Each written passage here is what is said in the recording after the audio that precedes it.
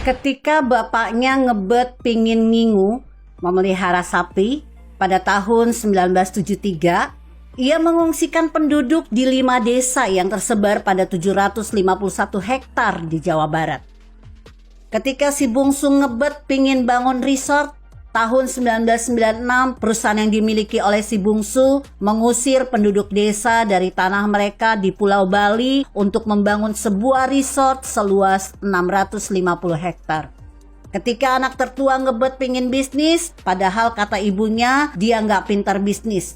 Tahun 1988 Departemen Sosial jualan lotre, yakni judi yang disahkan negara dan berlangsung hingga tahun 1993. Dan penanganannya dilakukan oleh perusahaan si sulung. Gak mau kalah, putra keduanya meminta agar gula yang dimonopoli Bulog harus melewati dirinya. Jadilah dia tukang stempel dan komisi mengalir deras hanya gara-gara cap saja. Si bungsu marah. Bulog pun memberinya hak untuk mengimpor ribuan ton beras dengan dalih menstabilkan harga pangan. Kesepakatan keluarga itu dengan Bulog telah menghasilkan sekitar 3 hingga 5 miliar dolar. Pengen punya jalan tol. Putri pertamanya langsung mendapat proyek raksasa. Jalan tol dalam kota. Gak punya duit bagi modalnya. Pinjamlah dia ke Bank Bumidaya, milik pemerintah. Ketika pejabat tertinggi bank itu menolak, bubar sudah masa depan orang itu. Dia langsung dipecat. Si putri pertama langsung panen dengan hasil 210.000 dolar per hari di tahun 1990. Dengan alasan privatisasi, Telkom mengakhiri monopoli telekomunikasi. Putra kedua adalah penerima manfaat utama. Pada tahun 1993, lisensi untuk operasi sambungan langsung internasional dan untuk jaringan telepon digital diberikan pada perusahaan putra keduanya. Tahun 1995, nilai perusahaannya ditaksir sudah bernilai 2,3 miliar dolar. Dunia sangat luas, namun rupanya masih terlalu sempit bagi kepentingan. Terjadilah tabrakan dalam ruang yang sangat lebar itu.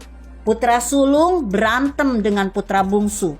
Rebutan ladang dalam persaingan bisnis penerbangan. Gak puas berantem dengan putra kedua, putra ketiga ngajak ribut dengan putra kedua. Kali ini dalam persaingan bisnis otomotif. Laki lawan laki kini sudah tidak seru lagi. Lelaki lawan perempuan mengambil panggung perang antar saudara. Putri pertama berantem dengan putra kedua.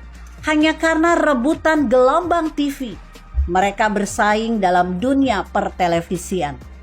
Persaingan tumbuh begitu kuat, sehingga keturunan cemara ini mulai mencari monopoli dalam lini bisnis yang semakin memalukan. Putra kedua sekali lagi mendapat kontrak untuk mengimpor kertas khusus yang digunakan oleh Mint Nasional. Tak mau kalah, putri tertua mengambil alih pemprosesan surat izin mengemudi. Persaingan makin menggila. Bukan hanya anak, menantu pun tak mau kehilangan momen sempit itu. Istri putra pertama menjadi satu-satunya produsen resmi kartu pengenal wajib Indonesia. Tahun 1996, cucu lelaki, anak putra tertua, merancang sebuah skema untuk menjual stiker sebesar 0,25 dolar sebagai bukti pembayaran pajak untuk setiap botol bir dan alkohol yang dikonsumsi di Indonesia.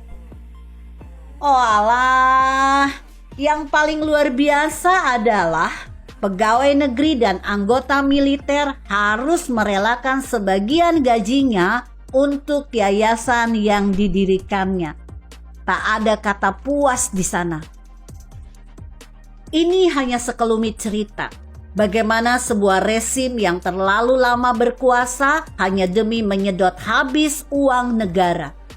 Masih ada ratusan kebijakan dan ratusan keputusan yang dibuat demi menumpuk kekayaan, tak ada puas itu.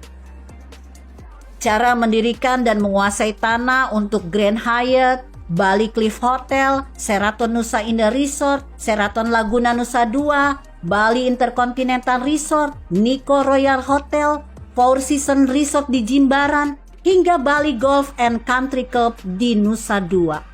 Tentu adalah kebijakan negara yang dipesan. Beruntung, 16 tahun kemudian Indonesia kedatangan seorang lelaki kurus. Dia orang yang sangat biasa, tak tampak ketegasan di wajahnya, tak tampak kepintaran pada kata-katanya.